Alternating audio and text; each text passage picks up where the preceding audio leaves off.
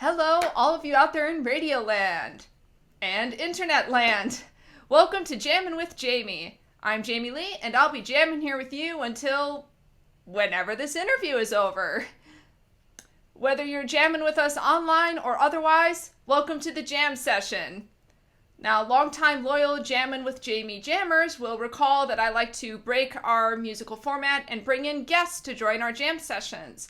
We've had guests live in the studio, guests who've pre-recorded interviews with me, and guests who've recorded segments on their own. So today we have another first, a pre-recorded interview via video chat. So today he was the inker and colorist for the Underdog comic series from American Mythology, which ran in 2017, and the illustrator for their Underdog and Pals series, which ran in 2018. So please help me give a warm Jammin' with Jamie welcome to our guest today. There's no need to fear. Matt Hansel is here. Hi, everybody. Thank you for that wonderful introduction. Oh, you're welcome. Be here. Yeah. I'm sorry I'm not more kempt, but we've been in quarantine for about, 4 weeks now? Something And I'm like supposed that. to be a featured guest at an art show, so I was getting ready to get my hair cut right before all of this happened. So, Ugh. Haircuts. What's that? If you're listening to this on the radio, that's going to be lost on you, but I have very, very long hair. So. Oh, that's right. I forgot this part of this is radio, not necessarily internet. Yeah. But those of you watching it on YouTube will get the full effect. You'll get to see Matt Hansel's Superman tie. That is very cool. And you'll see my underdog shirt, my little underdog in the background. Okay, so to start off, Matt, just tell us a bit about yourself. Sure. I have been a freelance cartoonist full-time for the last 6 or 7 years. I forget how long it's been. And before that, I just kind of did it intermittently when the opportunity arose. And in college, I did a lot of cartooning for our local paper and for T-shirt designs and things like that. But in between that, I worked for McHenry County for 15 years. I was the deputy director of planning and development. And the politics got to be too much, so I left and pursued my first love, which was cartooning, and was very fortunate to be able to find work fairly quickly, working on Underdog and Pink Panther and all that kind of stuff. Underdog really is a dream come true for me. From when I was a little kid, I would race home after kindergarten or whatever and turn on Channel 32, Fox 32, and watch Underdog, and they had the Adam West Batman TV show, Batman 66 as we call it now. They had Star Trek and all that kind of fun stuff, but man, Underdog was the thing for me, and Tennessee Tuxedo and all those guys. And Underdog, Dick Tracy, and Batman really were the characters that made me want to be a cartoonist. And so when I saw a couple of years ago they were making new Underdog comic books for the first time in 20 years, I hunted down American Mythology and said, "You guys have got to let me work on this book. I don't care what it is. I want to do something on it because this is like a real bucket list kind of thing." And there's a longer version of the story I can tell, but short version, they said sure. They're probably cheaper to hire me than get a restraining order, and so I began inking and coloring Underdog, the original series with issues 3 and 4, and then took over the art chores on Underdog and Pals 1 after that. And I've worked on other stuff in between. I've done Pink Panther and Casper the Friendly Ghost and Rocky and Bullwinkle and Commander McBragg. And I know I'm forgetting some, but they're all out there. So basically, 1960s comics, or comics based on 1960s animated TV shows is kind of your niche then. That appears to be my specialty, yes. And I have, I'm working on 3 different series right now that I can't talk about yet, but all of them are being done in that kind of 60s Underdog, Rocky and Bullwinkle kind of style. So at least for the foreseeable future, that that is what I'm going to be doing. Great. Uh, yeah, you basically told the story, but if you had any more details about how you got involved with the Underdog Oh, series, sure. if you had The already been working on something that got their attention, or the what happened was I found out one of my friends, Bill Galvin, who is a artist for Archie comic books. He was the penciler on Underdog on the first series, and so I contacted Bill on Facebook and I said, "Hey, I don't mean to be a pest or anything, but I really would like to work on Underdog, even if just doing the lettering, coloring, whatever. I don't care. I'd like to do this. And could you put me in touch with your editors, or is there a place I can send them samples or something like that?" And Bill sent me a couple sample pencil pages and said, "Well, try these out first and let's see what you can do."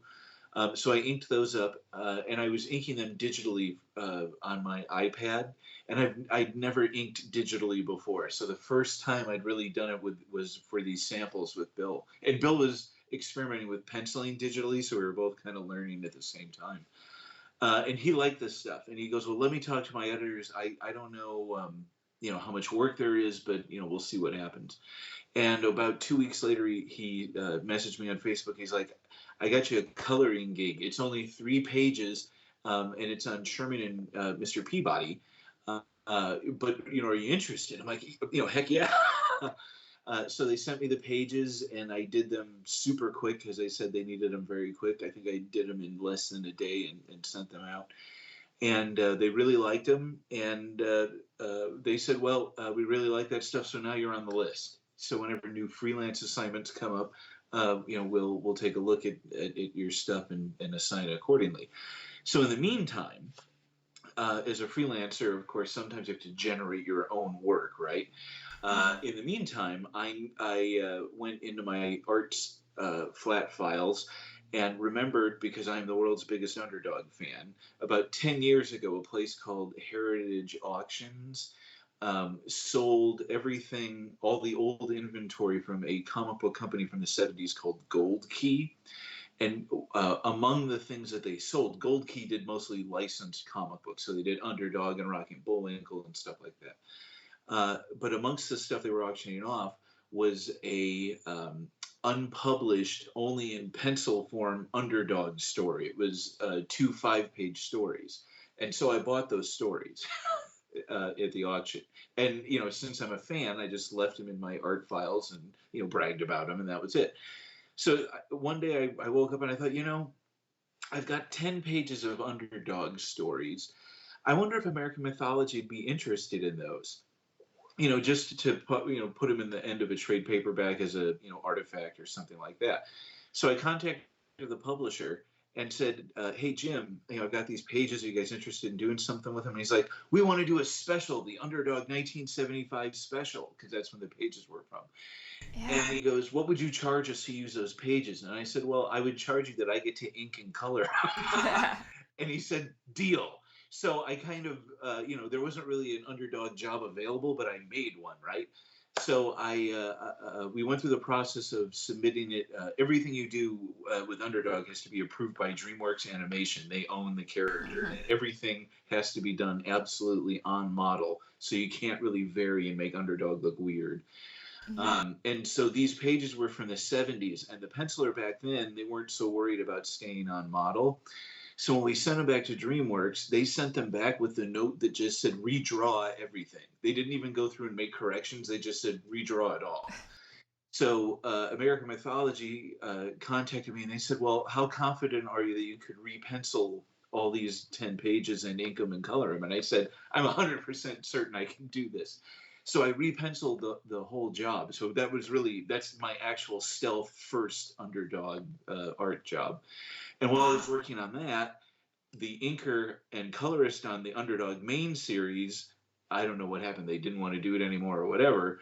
And my editor contacted me and said, "Hey, the inker and colorist just quit on the main title. Are you interested in inking and coloring Underdog?" And I'm like, "Well, yeah." So the Gee, end, I wonder. yeah, right. So the end of 2017 or 2018, I can't remember now.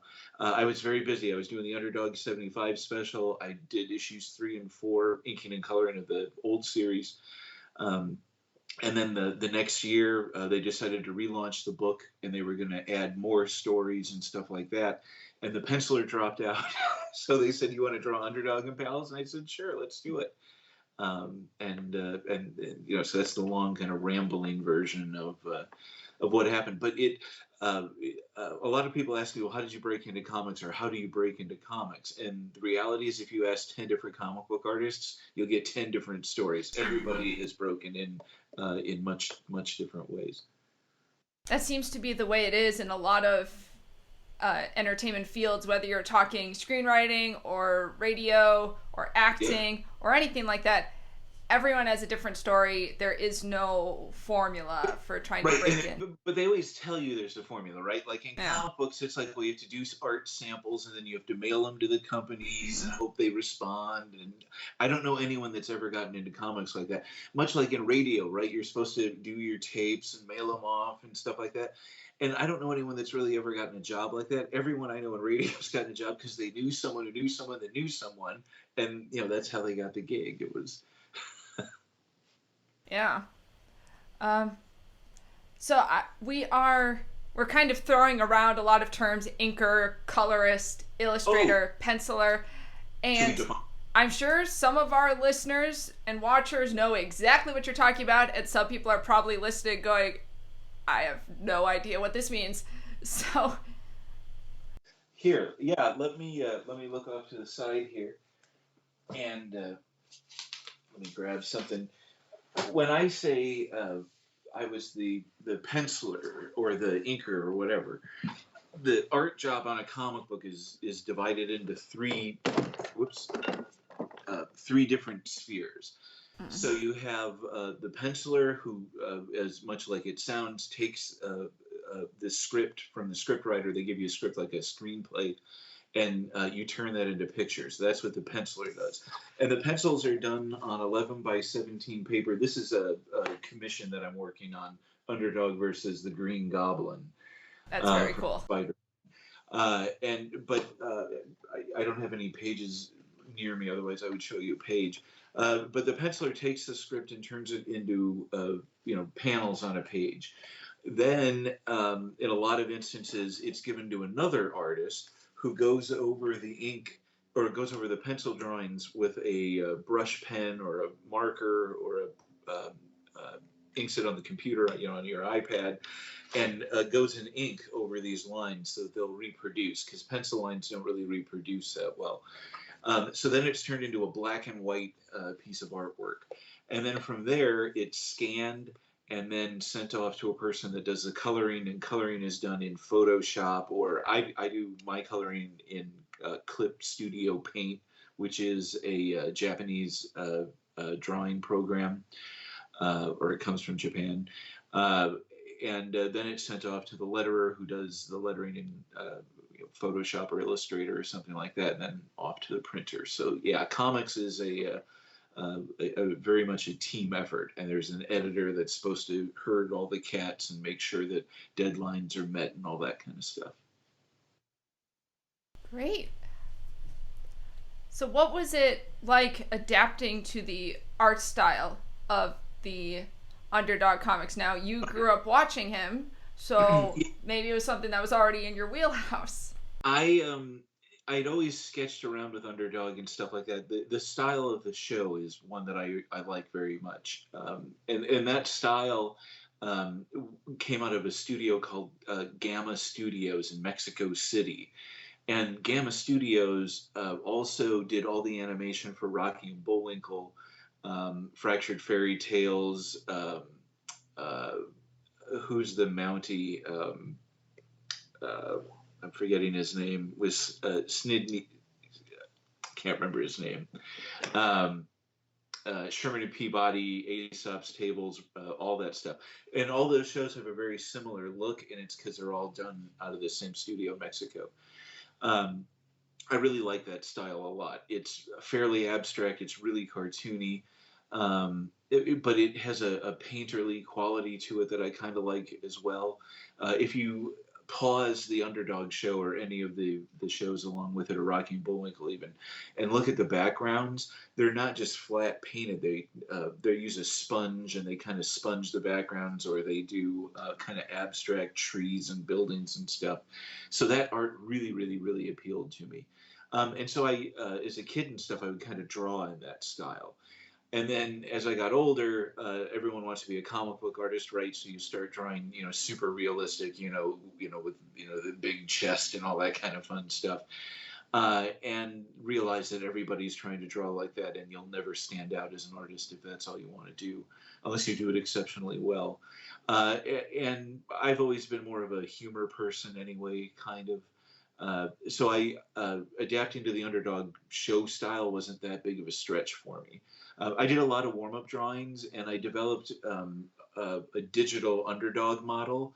So I went through and I watched the show, and I would pause it, and then I would sketch it out, and whenever Underdog did a new pose, and then that way I have a library of at least initial body shapes or things like that to keep the proportions good, and then I just kind of modify it from there.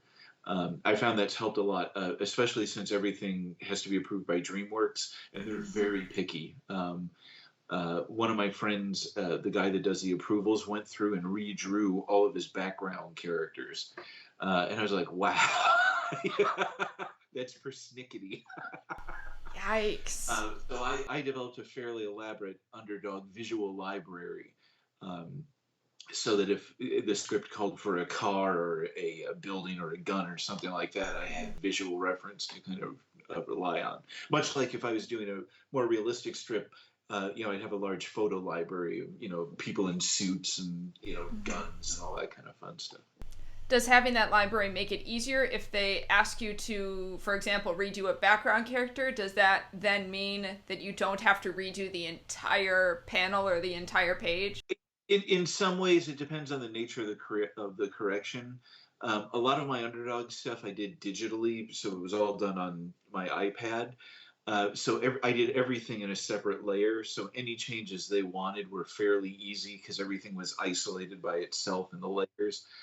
Much like if you have an audio file and you've got all the different channels, it's changing one of them isn't that big a deal, because you can separate it out. So that made the job easier for sure, yeah. And reference always helps. So it's good to know what things look like. Now, I find that story you were telling about Underdog 1975 very interesting.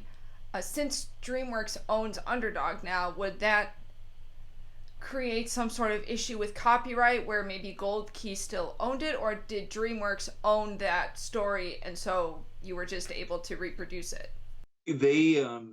My understanding is that since they own the character, they own any work that was done under any licensing agreement that's ever been done with the show. So I guess by default, they kind of de facto owned the publishing rights to that story. I think when Gold Key went out of business, they kind of gave up the rights for that, or they may have had a contract and the terms expired or something like that. Licensing, I've learned a lot about licensing working on both Underdog, and I'm also on the board of directors of the Chester Gould Dick Tracy Museum. And in working with the Chicago Tribune, of course, anything we do with the museum has to be approved by the Tribune. And so we have to work with their licensing people a lot. And so I've been dealing with them for 20 years almost. So it's interesting seeing how the licensing works. And everyone does it different. The Tribune's fairly lax by comparison to DreamWorks, who seems fairly rigid. I'll imagine it gets pretty muddy. This doesn't have to do so much with the comics, but talking about the Underdog movie that Disney made, I'm sure that's a whole quagmire. The Underdog movie was interesting. I haven't made it through the whole thing because I just can't watch it. Um, I was a pen pal with Joe Harris, who was the artist that co-created Underdog, Mm-hmm. around the time that the film came out, for about a year before and then about a couple of years after. And he and I exchanged a lot of letters and emails and stuff like that. And he was not the biggest fan of what they did in the film. He really thought, because it was Disney that did it, he thought they should have given it to Pixar and let them do, a Pixar version of Underdog, which probably would have looked really cool. But as he told me, he said, it's not how I would have done it, but he said I still, the check's still cashed, so it was, it was still good. I put his daughter through college or something, so it was that was good. But yeah, I Disney having the rights to that movie too held up being able to do Underdog comics and animated shows and stuff. I think one of the reasons we haven't seen an Underdog cartoon show, a new one, is because of the rights having to do with the movie and stuff like that. Because you'll notice they've done everyone else. There's been, in the last 10 years, there's been, Rocky and Bullwinkle, they've redone. They've redone Sherman and Peabody. There's, Mm-hmm. even if you go on YouTube, there's a couple of new Tennessee Tuxedos that were done about 10 years ago. Mm-hmm. So there's been a lot of ancillary characters, but not Underdog himself. Yeah. Fingers crossed, though. I'd really like to see a cartoon show again. Yeah, and there's consistently been new Casper media too. Right, Yeah. exactly. I always forget Casper. Absolutely. And Pink Panther, too. He's always around. Yeah. So, how did your shift from inker and colorist to full blown illustrator come about? Um, like most jobs that happen in comics, either they launch a series and they're desperate for someone to draw it, or the person that was supposed to do it can't, and so they're desperate again. A lot of creative decisions get made out of desperation in comics. What happened on Underdog was Bill Galvin, the guy that was originally supposed to pencil it, he got tied up with a lot of deadlines at Archie. He was working on a bunch of new initiative books for them, and the deadlines just didn't line up, so he wasn't able to do it. So they, as soon as he told our editor, though, he said, "I think Matt can do it, so ask him." And Bill called me to tell me that he had just recommended me. And while I was on the phone with Bill talking with him about this, and my jaw open like on Facebook Messenger, I see that I had a message from Mike Wolfer, my editor, and goes, "You're up, buddy. You want to draw Underdog?" So I hung up with Bill and talked to Mike and said, "Yeah, let's do it." So he sent me the script, and we were off to the races. And they needed it really quick. They needed the script. I think they needed the art in 10 days or something like that. So Wow. I basically had to start as soon as I got the script. Wow. Yeah. So it was not the leisurely, kind of ease into it kind of way that Right. I wanted it. It was like everything else that has happened in my comic book career. It's been like under the gun. It's like, all right, come on, let's do it. Uh, what were some of your favorite things that you got to do on the Underdog comics, or maybe because of the comics? I've gotten to do a lot of Underdog commissions for people at comic book shows. I have, my table has a lot of Underdog stuff on it, and everyone at least recognizes Underdog, or at least people above a certain age all recognize him. And kids, even if they don't know who he is, are drawn to him because he just, he's cool. Yeah, he's a And dog. so I've gotten to do a lot of Underdog drawings for people, and people that are just huge fans. There's a dentist in Utah who contacted me on Instagram, and I did a drawing for him. There was a chiropractor in California. There's an Underdog episode where his back goes out. So the Yeah. chiropractor had me do like a little scene from the show, and it's hanging on his wall in his office. So that's been a lot of fun to do that, and the association with Underdogs landed me other gigs. I'm one of the artists when they get around to doing it. There's a Felix the Cat book that's coming out, so I'll be working on that. Oh. Cool. It's currently in approval stages wherever. Um, uh, and through that same company and through that same writer editor, I'm also one of the series I can't talk about yet. I'm working on with them. So that's been great. And a lot of people, the comic industry's kind of shut down a little bit at the moment A because little bit. but a lot of writers and a couple editors have said they'll keep me in mind for things as opportunities arise, and it's all been on the basis of my underdog work. Wow. And DreamWorks is cool with the commissions and all that? The comic book companies have traditionally, because most of the commissions are all one-offs. They're never published. I mean, outside of social media. And I'm told that they basically look at it as free advertising for the characters. So as long as you don't have them doing uncharacteristic things, like Mm-hmm. doing, naughty things or horrifically Mm-hmm. violent things or stuff like that, as long Mm-hmm. as they're just underdogs doing underdog kind of stuff, my understanding is they don't really care. Every couple of years, Disney tries to crack down on it and then realizes that there's at least one comic book convention every weekend of every year uh, in the country, and usually multiple ones going on across the country, and that it's utter folly to try to police all that. But Right. of course, they could at any moment put the kibosh down. Right. And how do you get rid of something that's already been drawn and already been given to somebody? Right, right. I mean, they would just tell you don't do it anymore, and then Right. ask your accounting books, and then ask for a significant part of your revenue that you generate. Oof. Yeah. Uh, when Matt goes to shows, he does always have stuff with him. Um, I got, Oh, there we yeah. are. Those of you listening on the radio, you're going to miss it. But those of you who are watching this on YouTube, you can see I have this really cool panoramic that Matt was kind enough to sign for me. I got this from you at C2E2 2019, so last Oh, year. Yeah, you had this there, and you had a cool little frame to put it in. well, I'm glad you like it. Yeah, it has Underdog and a bunch of the villains from the more well-known ones. You've got Riff Raff and Simon Bar Sinister, all the way down to Batty Man and Overcat.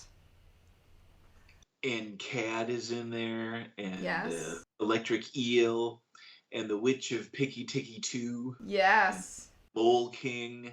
I think that's everybody. That illustration's based on in Underdog and Pals 1. There's a double page spread, meaning it's 2 pages wide.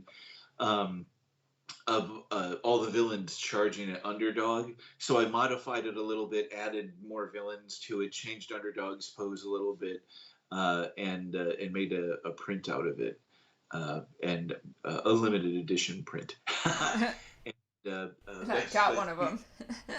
people have really taken a liking to that one. It is very cool, and hence It was a why lot I of own fun to it. do. A guy at a show I did in Rosemont last year paid me.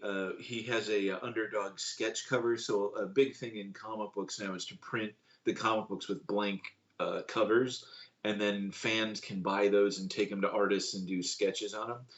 So Mm. this guy bought an underdog blank sketch cover and had me redraw that print, that the image on that print on that sketch cover, and it took me a Wow. long time to get that Yikes. done because I was working very small. Those sketch covers are comic book size. That print I drew, 11 by 17, I think it was, Mm-hmm. or 20 by 30, something like that. It's pretty big, so it's kind of interesting to redraw the same image, but at a third of the size. Was that at a convention where they were watching you do it? No, I took that one home. I told him it was going to be a lot easier and more accurate if I could take it home because I still had the original layout. So I just played with the size on my Xerox machine and then took a light box and then redrew it using my light box on there. Wow. But it still took forever. What are some of the things that you are proudest of from your time on Underdog or Underdog and Pals? One of my favorite things is that on Underdog and Pals, I get to draw almost all the main villains. They all take part in the main story. So I've gotten to do a good majority of the villains. The only ones I really haven't gotten to draw were the space villains, the space alien villains. And in a unpublished story that I had been working on, we were going to do an Underdog in Space special, but it got canceled. But that would have had some of the space villains in it. But I got to draw all the main villains that everybody knows. I got to draw Sweet Polly. A lot of the classic images. Underdog shoeshine boy shining someone's shoe and then him running off to the phone booth and it exploding. I think those kind of visual touchstones are important, especially with characters like Underdog. It's part of the storytelling, right? It's part of the ritual, much like on the Batman TV show, they always made a point of Commissioner Gordon going over and pressing the button on that phone, right, on the red phone, and that started the action. Yeah. I think in storytelling, that kind of repetition is good. It gives a touchstone for the fans, and also for the readers, really to let people know, things are going to kick into high gear. We're off to the races or something like that. So I was really glad in the course of drawing Underdog that I got to do a lot of those really cool scenes like that. You were talking earlier about how you grew up with Underdog, so just kind of a question from a fan to another fan. Do you have other Underdog merchandise in your collection? What's in your collection besides stuff that you have done, obviously? I have all the Charlton comics, which were the first comic books that were published in the 70s. I have almost all the Gold Key ones. I'm missing a couple of those. And they've really shot up on eBay lately, so it'll be a while before I pick those up. When I was in college, so this would be the late 90s, they did 3 sets of Underdog figures.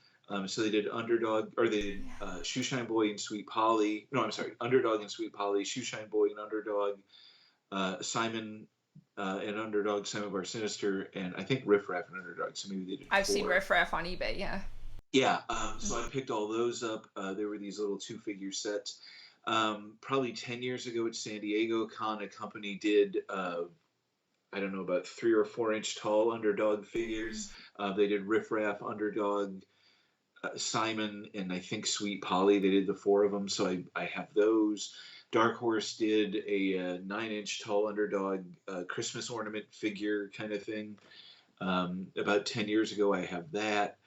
I have the unpublished pages. I have a bunch of original art from the 70s show, including some covers.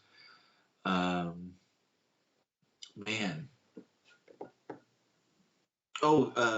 They have those, in the 70s, it was a big deal to have character glasses. So there's Underdog character glasses from the 70s. I have those, including one from the bicentennial when I was born in 1976, with Underdog with like a colonial hat on, ringing a bell, like he's Paul Revere. Wow. I don't know. I've all kinds of little Underdog knickknacks and things like that. Basically, anytime I see something that's Underdog, I buy it. I have the plush like you have behind you. Yeah. I have those. This is the. I have another one that's a dog toy that I've seen that I have. I have that one too. The box set of all the cartoons. Yeah. And I have 2 pieces of original art done by Joe Harris. The artist creator of Underdog that he sent to me. And one of the coolest things that ties into the show, I have 3 or 4 storyboards from the episodes. 2 of them have Underdog and one of them has Simon Bar Sinister in them. So that's pretty cool, the actual production artwork from the show. Wow. This plush is from looks like it's from A&A. I know that Toy Network is the one that made a few Underdog plushes. And I have one that I bought secondhand on eBay, and I have no clue where this guy is from.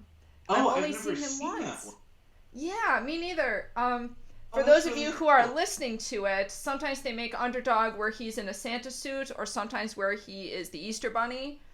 Hmm. This one, he's holding a heart that says "Kiss You," and the "U" is in the Is Underdog design. I've never seen this before. I only saw it once, and I even asked the seller where they got it, and they said they got it secondhand at like a Goodwill store. Oh wow, So I that's have really cool. I have no clue where this guy That's came really from, cool. but yeah. And yes, I also have the dog toy that you talked about from Multi Pet. Yeah, yes, that's. I'm looking at it right now. I have it hanging on the light above my drawing board. Yeah, yeah. The only Underdog merchandise, the only Underdog plush that I saw in person and got rather than bought online, it was at a pet store. Yeah, that's where I found mine. It was like a PetSmart or something like that. Yeah. And of course, I have a bunch of Underdog T-shirts too. Oh, yeah. The one you have too. Mhm. Yeah, I love this one. I have a bunch. Kohl's actually used to sell a new Underdog T-shirt every 6 months about, and I only Yep. know that because my birthday is in June, and so I would get a new one from my parents for my birthday, and then I would get one for Christmas. And so that was how I knew every 6 months Kohl's had a new one. And I think that stopped around the time that DreamWorks bought Underdog. But I have a ton of shirts from that time. This one I had to get special from eBay. I don't actually know if it was made for the movie that came out or if it's just a regular Underdog shirt. I think that one came out after the movie when they started to wander away from the realistic underdog and started Mm, to reintroduce the classic underdog. yeah. That was around the time that they had an artist named Patrick Owsley go through and do all new licensing artwork, because that underdog symbol is his inking. Oh. That's it. That's licensing art that he did for DreamWorks, or Classic Media, who's the licensor. Yeah, so that's from about 2006 or 2007, something like that. I got it way after that, but yeah. And I do also have the Underdog DVDs that you were talking about. That's how I know Joe Harris because the first thing I got was a collection of 4 Underdog episodes. It was like the original pilot, Safe Waif, and then a few other episodes. It had Overcat, Tap Tap, who is the one. He's the villain who looks just like Underdog, Yep, except he smokes a cigar and doesn't speak in rhyme. correct. And then had one other episode that I can't remember, but they had these bonus features with Joe Harris talking about Underdog. Then later I got a set that was 18 episodes, and then finally when Shout Factory released the whole series, I got Yeah, that. I have that. I have that too. Every time I have them on VHS when they came out in the 90s, they did Oh, like 3 or 4 VHS releases, and those are really cool because Joe did the artwork for the boxes. oh, On awesome. Yeah, they hired uh, Gold Key Children's Pub, or I'm sorry, yeah, Gold Key Children's Publishing Mm-hmm. owned it at the time, and so they hired him to do all the licensing artwork. And then they came out on DVD, and I have all those, and they released them not every episode, but I have, they did 3 or 4 of them. And then they did it again when Shout Factory released it, and I have all of those. And then they did it that same time instead of the whole series. They did a couple uh, individual releases of things, and I have those too. Oh my goodness, I have so much underdog stuff. Mm-hmm. Yeah, I've Have you also seen Have you seen the Joe Harris uh, story that he illustrated? It's one of the bonus features. yeah. It was like a volleyball one or something. It had to Yes, do with volleyball. I I pitched to American Mythology right after Joe Harris died. I said, as a tribute to Joe, let me adapt that story for comic books. Let's Mm-hmm. let's do that as a homage to Joe, and they were not interested in the Oh idea. no, that would have been cool, especially because when you watch the version that Joe Harris did, I don't think Underdog spoke in rhyme in that one. No, he did not. Yeah, Joe didn't have him speak in rhyme in that. I would have modified that to make him speak in rhyme, but yeah, and I shouldn't say it was American Mythology wasn't interested. DreamWorks might not have been interested in it Mm, either. Um, who knows? right? I also have Funko made a bobblehead of Underdog Ah, years. yes, I forgot. I have Yes. that too. Yes, I Yeah. have the. bobblehead, yes. And I believe some of the figures you mentioned came with an Underdog ring where Yes, he would yes. keep his Yep. super energy pill. Gosh, if anyone is watching this who is not familiar with Underdog, you're going to be totally lost right now. But watch some Underdog episodes, come back, and it'll all make sense. It'll all be clear. Right. Yeah, is there. I don't know if you can talk about this or not, but is there any sort of future for Underdog that fans can be looking forward to? I know that there are once comic books start getting printed again, Yeah. there's a couple of specials that are coming out that are reprints. So you know the back issues on eBay are very expensive, Mm-hmm. and so American Mythology is reprinting a bunch of the stories. So those will be coming out later this Wow. year.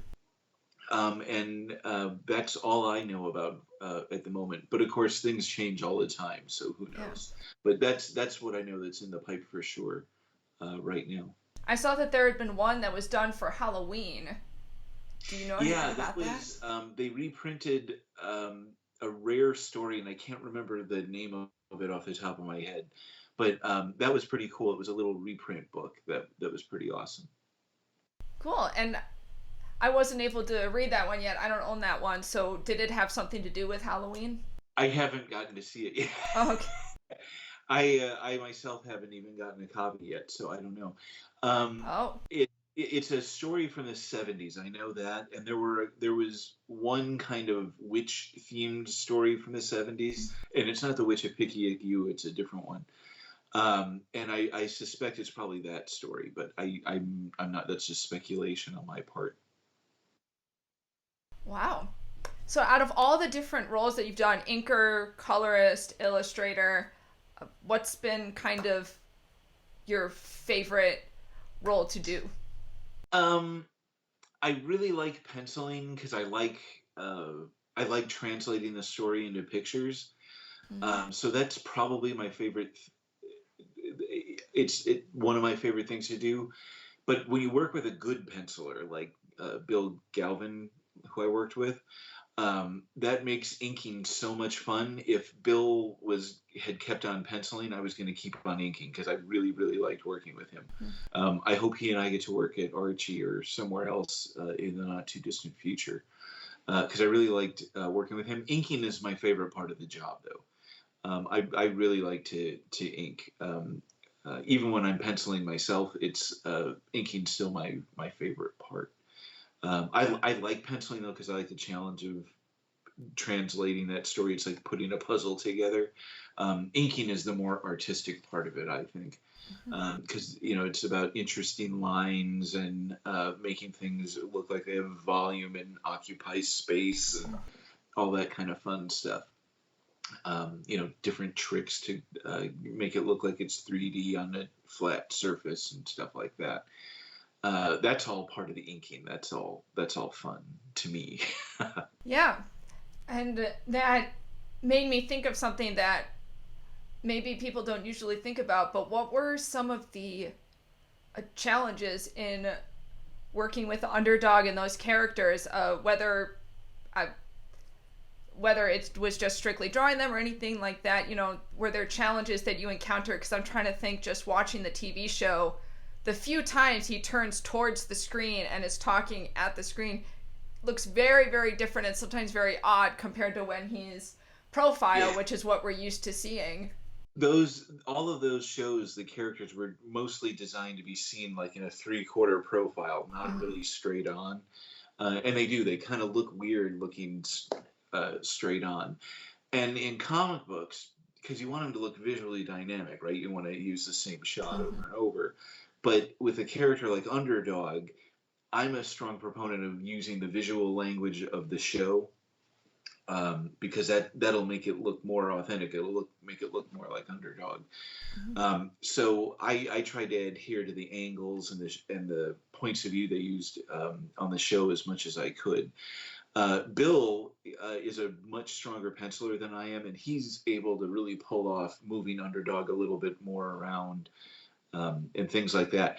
One of the challenges I think of doing a book like Underdog is when new characters are introduced that haven't been on the show, that makes it a design challenge to make it seem uh, it's a challenge to make them look visually consistent with all the other characters. Because if you design a new character, like in Underdog and Pals, there were two new villains that had to be designed. And in doing that, I really had to think about how do people, how do animals, how do things look on the show. Um, and so I rewatched all of the episodes, over and over and over again, and would stop it and make notes about designs and things like that.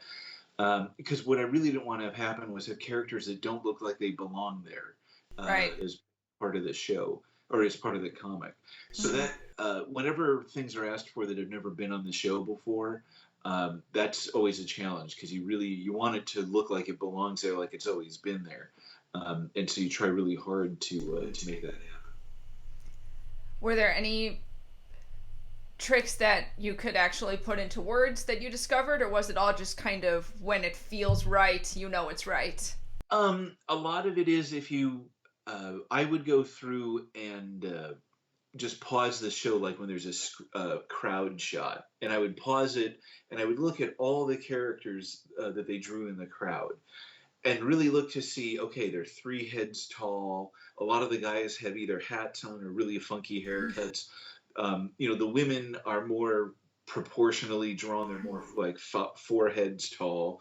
The women are much more designed than the men are. The men look almost all the same. The women, at least, they've got short women and tall women and skinny women and fat women, all that kind of stuff. Well, that's very interesting. Yeah, that was one of the more A lot of interesting times things it's the opposite. that if you were a lady, even in the background, the animators clearly spent more time on them than they did on the guys, because all the men wore just like wool suits and derby caps, and that was it. But I would do that, and then I would also look at all the sister shows at Tennessee Tuxedo, at Go Go Gophers, Commander McBrag, Tudor Turtle, Klondike Cat, King Leonardo, and Odie and his short subjects, and look at how they designed all those characters, because they're all part of the same universe, to really get an idea of how do things look in those areas, and then really just try to apply all of that thought into, all right, what does a cat character look like, or what does a new villain look like, or something like that. Yeah. I guess that's another interesting thing to ask you when you watch the cartoon, looking at Underdog's height compared to the height of some of the humans. Was that something you really had to be precise with and concerned about? Yeah, because if you don't do that right, DreamWorks will make all the corrections, and you have to redraw it. Yeah. Yeah, that the Underdog is, even though he's the hero of his book, is not the tallest character by a long shot in any of his stories. So yeah, you really have to be careful about how you draw Underdog. Yeah, I'm always whenever I draw Underdog, the first thing I do is I draw 3 circles, because he's roughly 3 heads tall, and then I know that as long as I stay in those restrictions, that he'll at least be proportionally correct. Yeah, because it's very interesting watching the cartoon and realizing some of the people in that world, either they are very, very short people, or Underdog is a very, very big dog. Yes. Yeah, no, and right, and Underdog is interesting because, of course, he's a dog in a world where there are regular dogs like what we think of, and then there's dogs like him and Sweet Polly and Tap Tap and all those people, and they're not the same size as a regular dog, so it's an interesting challenge. It ironically makes you think of Disney and how Goofy is a dog, but Pluto is a dog. Exactly, They're precisely. very Right. different dogs. Exactly. Yeah. Um, and it's very interesting to hear you talk about pitching stories and things like that, because you're more on the inking and coloring and illustrating side, and yet you're pitching stories creatively. Is that something that happens in comics a lot, or was that more of an American Mythology thing, or just because it was Underdog? It depends, I think, on what your ambitions are. I I'm totally self-taught, so I didn't go to art school or anything like that. So the art is always something that I work on. I'm more of a trained writer because I have a journalism degree, and I worked for NPR and CNN and all that fun stuff. So I've always actually been more confident in my writing than in my art, but I've never ever, other than journalism, had anything published in terms of writing. I thought it would be fun if I could write Underdog and draw him, because then I could have total control over the story. Because I guess I'm a control freak in that regard. And plus, I think it'd be really cool to write Underdog. I pitched a half a dozen story ideas in the time that I worked there. Obviously, none of them have panned out. But one of the projects that I can't talk about, it's a graphic novel, I can say that much. And I'm writing and drawing it, the whole thing. So it'll sink or swim totally on my own talent. And It's a lot of fun. I miss writing a lot. For a long time, for 2 or 3 years, I had my own web comic called Marty and Spud. And I really enjoyed that. I really liked writing that, and so I kind of want to get back into doing the writing. One of my other projects that I can't talk about, I'm kind of co-plotting. So the writer has come up with all the characters. He's come up with a loose plot and almost all the dialogue for the first issue, but it isn't paced out in terms of story. Actually, on Monday, I'm going to start working on that. So that's getting more into the writing side. Ultimately, I can't speak for every other cartoonist, but for me, one of my goals is to ultimately just to be able to do my own stuff. So I write, draw, color, letter, everything myself. Do a 6-issue miniseries every year, have that collected into a nice trade paperback, or do an original graphic novel every year, however that works out. That's a nice, comfortable schedule for me. Plus, then there's plenty of time to do commissions and freelance work and stuff like that. But that's not everyone's goal. Right, yeah.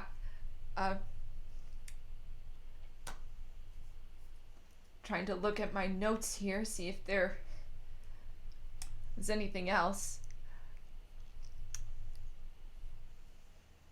Yeah. If people are interested, you can support your local comic book shop, and you can get the first Underdog trade paperback, Underdog That's Volume awesome. 1, which has the Underdog 75 special in it and issues 1, 2, 3, and 4 of Underdog. So it has all of my original Underdog work in it. Underdog and Pals hasn't been collected yet, but this is out right now. You can order it from American Mythology, AmericanMythology.net. You can order from them there. You can also order Underdog and Pals 3, which has my first published cover. So I penciled, inked, and colored and came up with a concept for this cover. Wow. And this came out in February, I think, so just before the cutoff. So this is out as well. That's awesome. Yeah, is there anything that we haven't covered that you'd like to talk about, whether about comics and the different roles people have, or about Underdog, or just anything else? I would say that everyone should be reading comic books. No matter what you're interested in, there is a genre of comic books that are specifically being written and drawn to appeal to you. So go to a comic book store, find some friends that read comic books, go to a convention. It's one of the greatest mediums in the world. Stan Lee, the co-creator of Spider-Man and the Fantastic Four and the X-Men and all those guys, Stan used to say that comic books represent the one of the best meldings of the two best fields. That if Shakespeare and Michelangelo existed at the same time, they would have gotten together and made comic books. Right? Shakespeare would have written, and Michelangelo would have drawn them. And comic books really are one of the oldest art forms out there. Cavemen painted on the walls of their caves, telling stories with pictures, which is all that a cartoon is. So it's one of the oldest professions out there. It's one of the most important human art forms. I think every society has some form of storytelling. All of them have had comic books. Even a friend of mine who used to draw Dick Tracy, Dick Loker, when he was in Egypt a couple of years ago on a tour, they showed him an area on the pyramid and said, "Look at this hieroglyphic here. You know what that says? It's the world's first editorial cartoon, and it says the pharaoh sucks."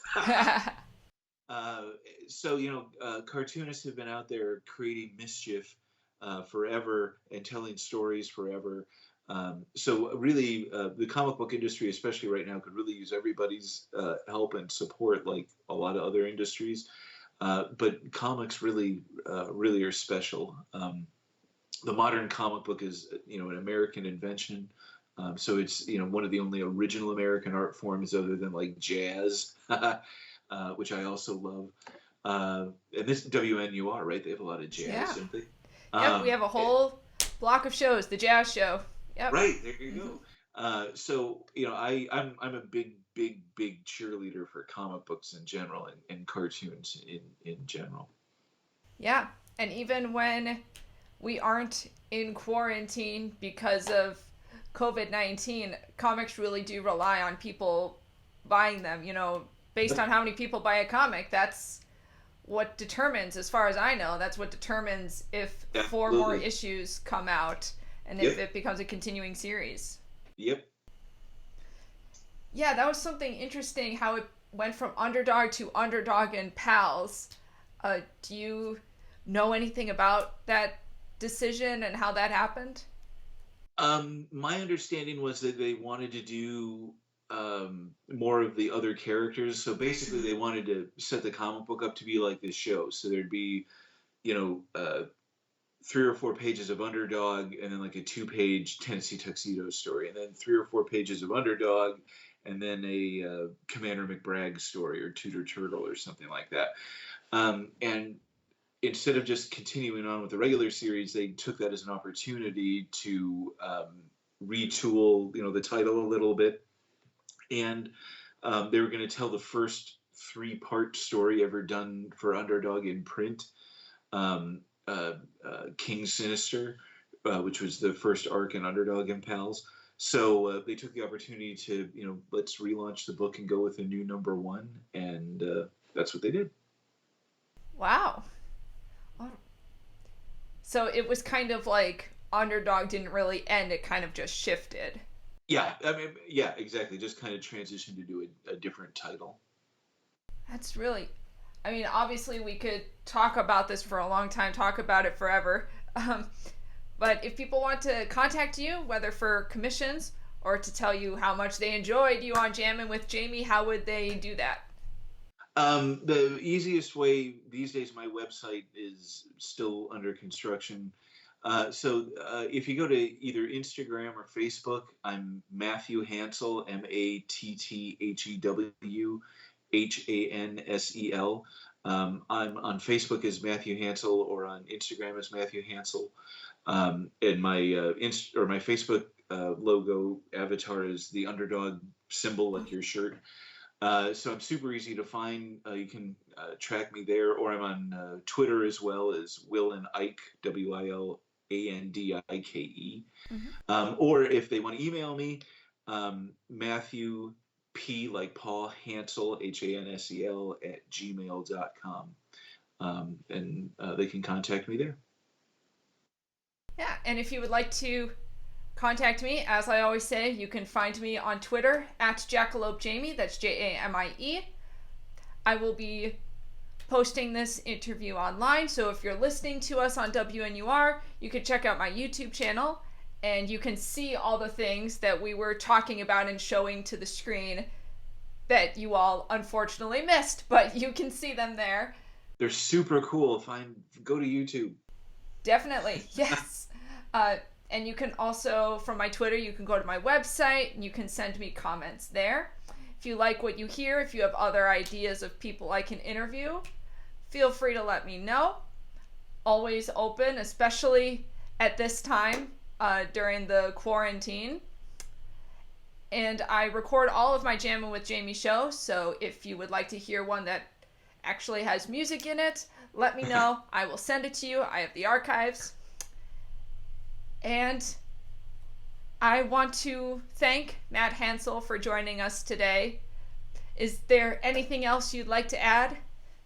I had a lot of fun. Thank you. I know we've been trying to set this up for a while, so I'm very glad that we were able to connect finally.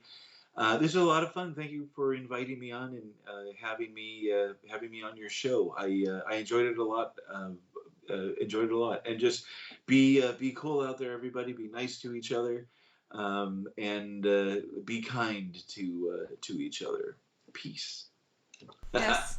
Always be kind to each other. Do what Underdog would do. Right. Exactly. Except maybe you don't have to speak in rhyme. I think he'd understand if your brain didn't work that fast. Yeah, and obviously, Matt, if you would ever like to come back, you're more than welcome. We'd love to have you back to talk about, some of your other projects when you're allowed to Sure. talk about them. If there's any new Underdog stuff, anything, just pop on over. We'd love to have you as a guest on a jam session again. And as of right now, WNUR does not know when we'll be back on the air.